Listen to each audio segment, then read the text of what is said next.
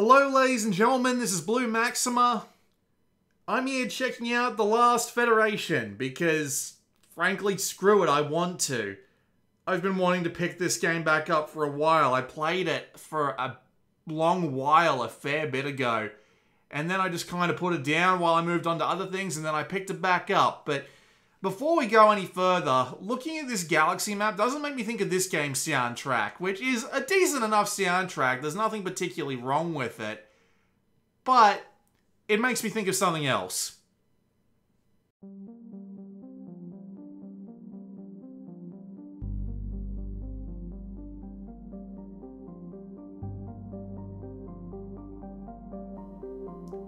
There, that's better. Alright, so The Last Federation. It's kind of an interesting concept because it's this sort of in-between like just a basic space action game and something like Stellaris, where you have to explore, expand, exploit, and exterminate, right? It's this weird little in-between that's meant more for more casual play, but I think it actually works pretty well at that sort of concept. You are the last of your race. The galaxy, despite the fact that none of them are spacefaring, but let's not pay any attention to that right now, have managed to hunt you down to the last of your race, and then you've taken the ship of one of these people and gone up into space. And now that you have a step ahead of the competition, it's up to you to create a federation by going around to all the different races, talking to all of them, getting all of them to join your federation, and therefore just ending any sort of conflict and preventing anything from happening to, like, what happened to your race again. Although, in my case, this generally means half the races in the solar system are going to die. There's going to be a war that's going to last for literally years until we figure out time travel, and I'm just going to sit in one corner of the solar system just constantly researching technology until we get there, because this game is weird. Admittedly, it is at its best in the mid-game. In the early game, you're just flying around trying to keep all of these plates that are spinning from falling off and crashing into the ground, whether it be these absolutely gigantic wars that result in the death of the majority of the alien species, whether it be just things like outbreaks and technological advancements getting too far ahead, making one race more powerful than the rest of them.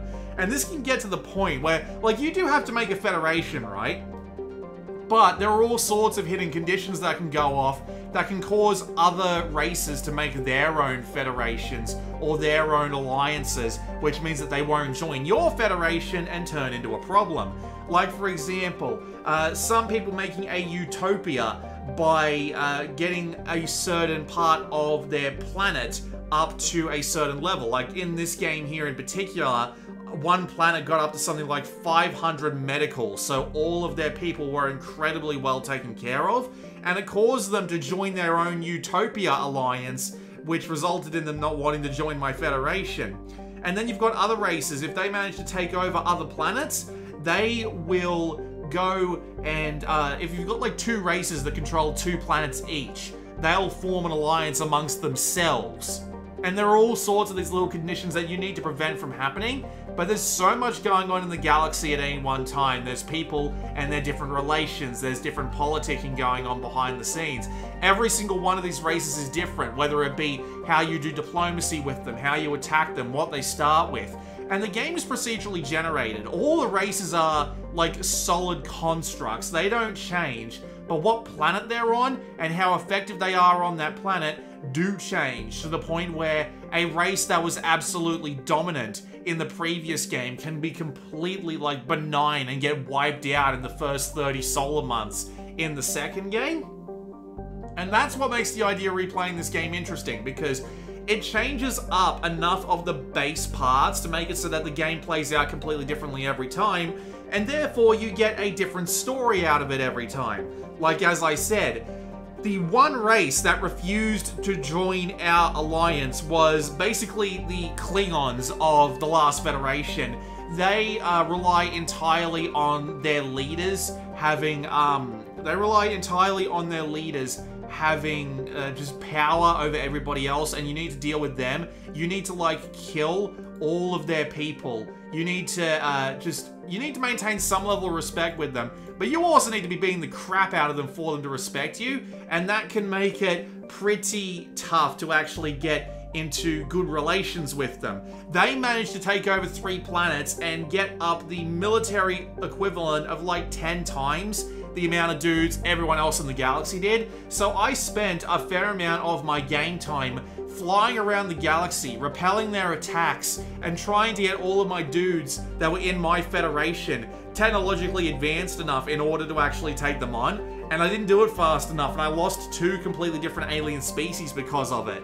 And it makes, again, it just makes these really interesting stories. It's not as in-depth as something like RimWorld or Dwarf Fortress, where there are thousands of unique mechanics playing against each other.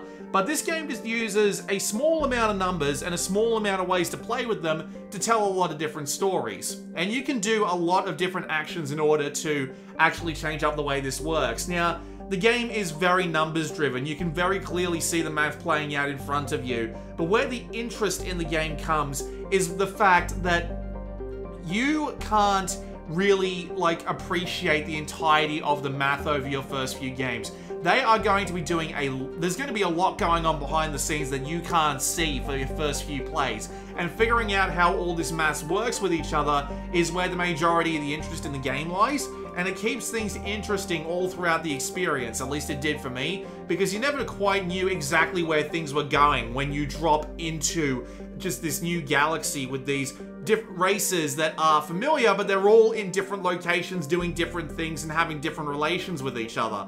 And yeah, that's just figuring out the galactic situation and then trying to take advantage of it by using all of these actions. And you've got a lot of different actions. You've got like reasonable actions that you can use to improve a planet's capabilities. You can help them build armadas in order to like make their army stronger and therefore protect them from attacks. But you can also do hostile things like bringing down the condition of their planets, going on the attack for their own fleets and what have you. And if your ship, if you've got enough research going on, your ship will probably be able to take the brunt of it. But of course, they're all talking to each other, they're all researching, they've all got spies and stuff going around, and you're going to be doing exactly the same thing. You're going to be going through all these menus, researching technologies, asking for technologies from other races, and this all takes time, and the galaxy will be moving on in the background as you're doing all of these things. Admittedly though, there are a few things I wish this would stop for, because once you click the button and then hit like the fast forward button, you just get to sit there and watch as it goes down. And if something happens a bit too far ahead of time, or like you just don't see something coming that you want to avoid, it's just going to happen. You're going to have to stop the thing, reload your save game and try again. Although the few times that I did that, I wasn't really able to prevent the outcome. Mainly trying to prevent a couple of races that I had in the Federation already from being completely taken over, but yeah, I wish the game would warn me if that was going to happen, like a big enough invasion force has just left an area and given me the opportunity to go and counter it in order to save an alien race. But I guess that just means you have to pay attention to the galaxy map as it is, and it does make it kind of annoying though, because even they recommend keeping the maximum fast forward on all the time, so you will probably miss some stuff going on in the background of the galaxy. There are things that they won't let you lose though, like quests for different races, or like people who'll defect and they'll give you technology if you pick them up and put them to work. A few other things along those lines, right? But it is just kind of annoying that a lot of the game is just going to be you sitting there looking at stuff, and a lot of the rest of the game is going to be you going through menus, trying to fiddle around with these numbers and finding ways to fiddle around with these numbers. The most interesting part is when you are trying to balance these numbers, when you're trying to get as many races alive into the Federation as possible. That's where the game gets interesting. But once you've got like a full Federation of like 4 planets going, and you're going up against a couple of other planets, and you've accidentally sent down your relationship with those planets to an insane degree by just leaving them alone for too long and then going and bombing the shit out of them to try and let your Federation take over the planet, yeah, you're not exactly going to be in their hands. And so as a result, the game just kind of degrades into a game of attrition where you need to go and just fiddle with the numbers enough so that your people can go and take over and then you've won. Of course, there are ways to play around with this. The game's got plenty of optional rules, there's plenty of difficulties that you can go with, and there's a bunch of other things going on around the outside that you can do on game generation, including 2 expansions that added 2 completely different modes, including one which is literally, you want to go and just wipe out the entirety of the galaxy. There's no federation here, it's just each and every one of these bastards can go stick their spaceships up their bum holes, and that's pretty cool. And they also add some more stuff in with the expansions as well. And considering how old this game is, like, I learned about this when Total Biscuit was still alive and well. In fact, I believe it's his video that introduced me to this game in the first place. So, it is just it's a good game about balancing plates. It's a good game about grabbing technologies from people and giving it to the people that you like. It's a good game about maintaining relationships. It's a good game about providing relationships. And you need, like, credit to do this. It's not like you can just go along and say, okay, you all be friends now. You have to earn credit by doing, like, odd jobs, by helping people research, by helping them build fleets, by clearing space junk out of the atmosphere and all sorts of little events like this that you can take advantage of in order to make a fair amount of money. But I'm just saying, yeah, it's hard. It's hard to do, but once you've figured out the math and once you're really going around the galaxy and just trying to balance all of this, and it's that almost mid-game point where you've almost got everyone in your pocket, you just need to keep them from killing each other for a while, that's when the game is at its best. And I haven't even talked about the other side of the game yet. The turn-based combat, but real-time. Because you choose what your ship is going to do over a period of a couple of seconds, then the ship will do it, whether it be moving, firing weapons, using special abilities, and then it'll do it for a few seconds, and then it'll pause and let you go again. And there is a lot to be thinking about in this, especially as you start getting more technologies among all of the races, and everybody starts getting more powerful. You have to start thinking about, right, how am I going to approach these? How am I going to get in there and get out without getting killed? Because if you get killed, it's not the end of the game unless you turn on Iron Man mode. Do not turn on Iron Man mode. It's mainly, what's the word I'm looking for? It's mainly time. You lose time. The universe will go on behind you without you, and that might be time you need in order to keep the Federation as good as possible. So you do need to worry about that. But it's also kind of easy to break. There's this one technology, like you can find these extra technologies from your species that'll upgrade your ship, whether they be different weapons, different special abilities that you can swap in and out at will in the galaxy map that you can find. And these special abilities are kind of insane.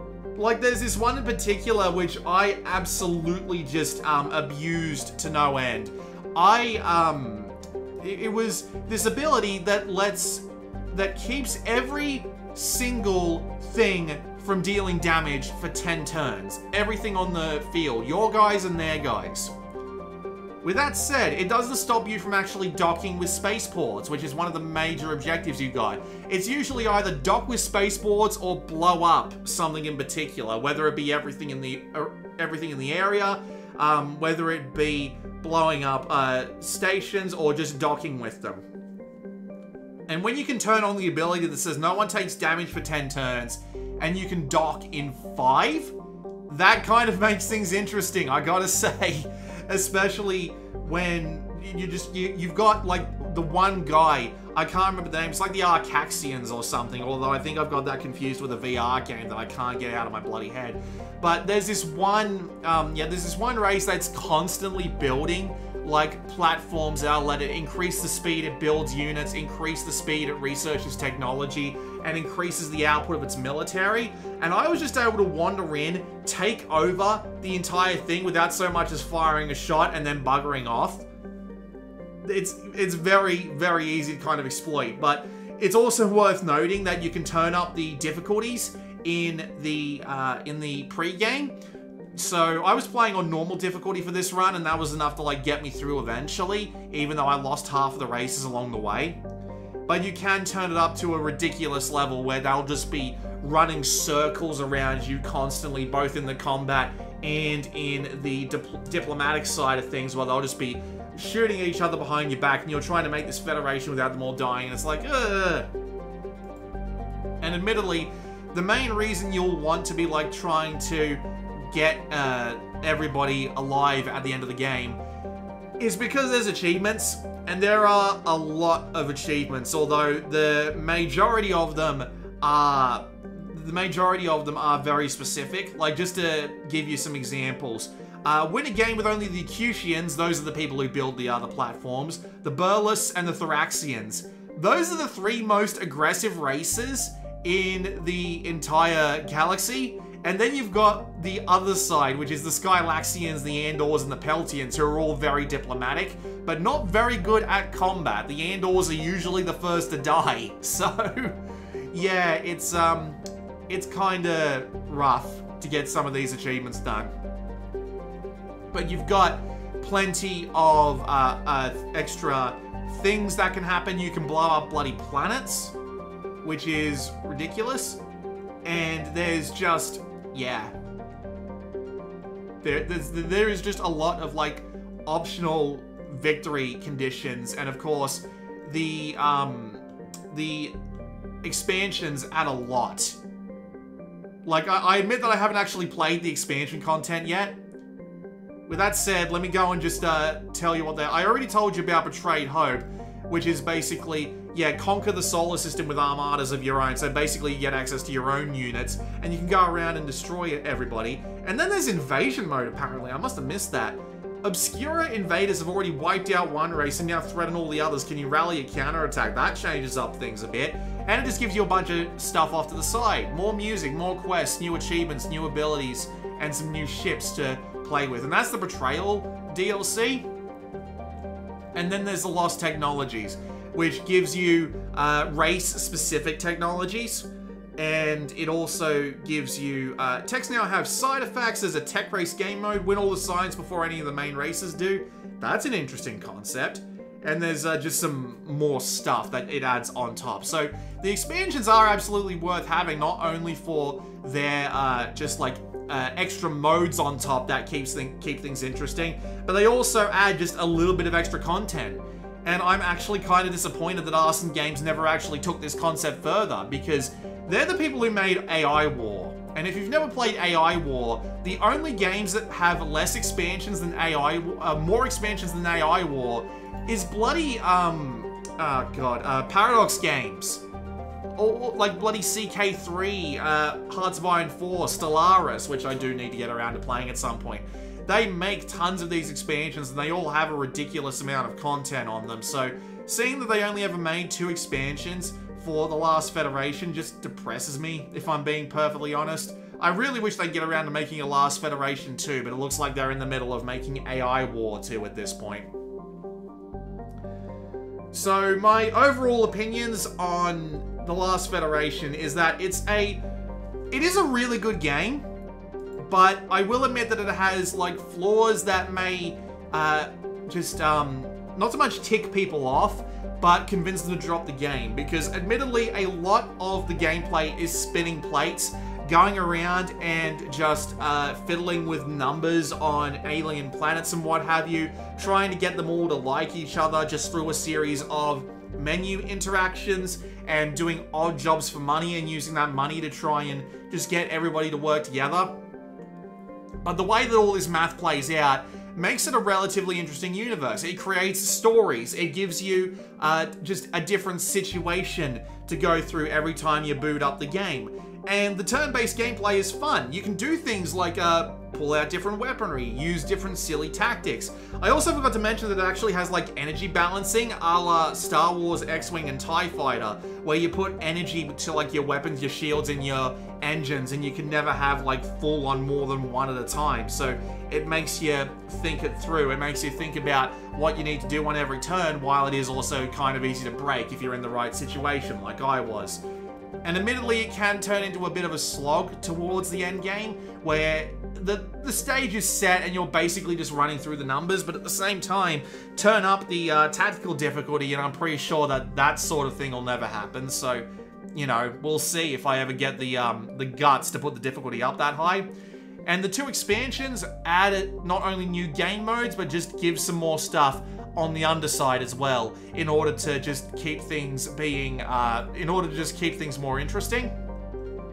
And the other nice thing about The Last Federation is that it goes on sale constantly. Like, it'll be on sale for like some ridiculous prices every few months. You'll be able to buy the full game and the expansions for something like $10. And if not that. So it is absolutely worth the time if you want to just like give one Federation a run. And this is that sort of game where you can play the game for like 2 hours and you'll be fine to, and if you're liking what you're seeing at that point, you can go get a refund.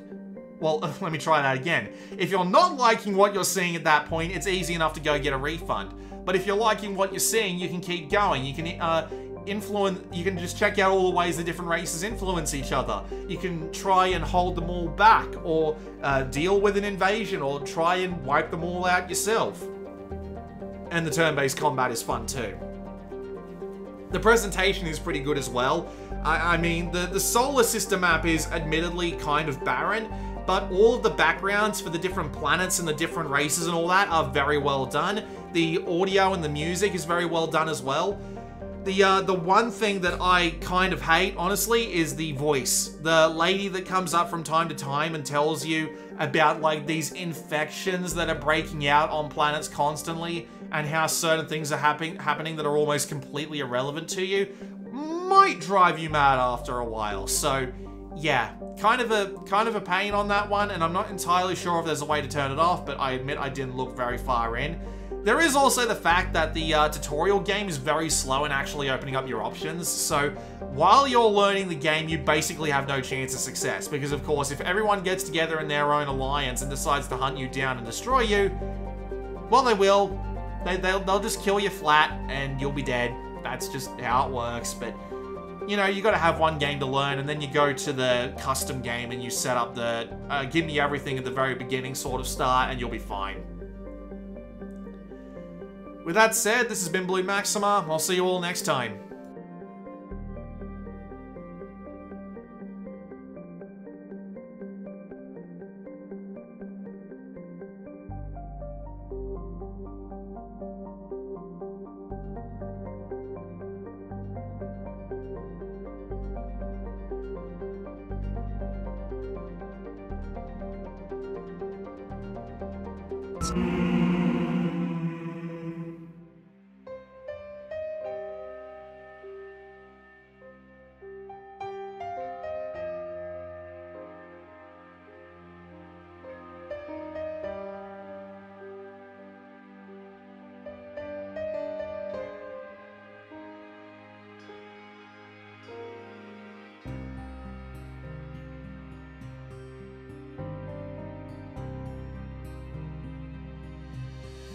Lay down your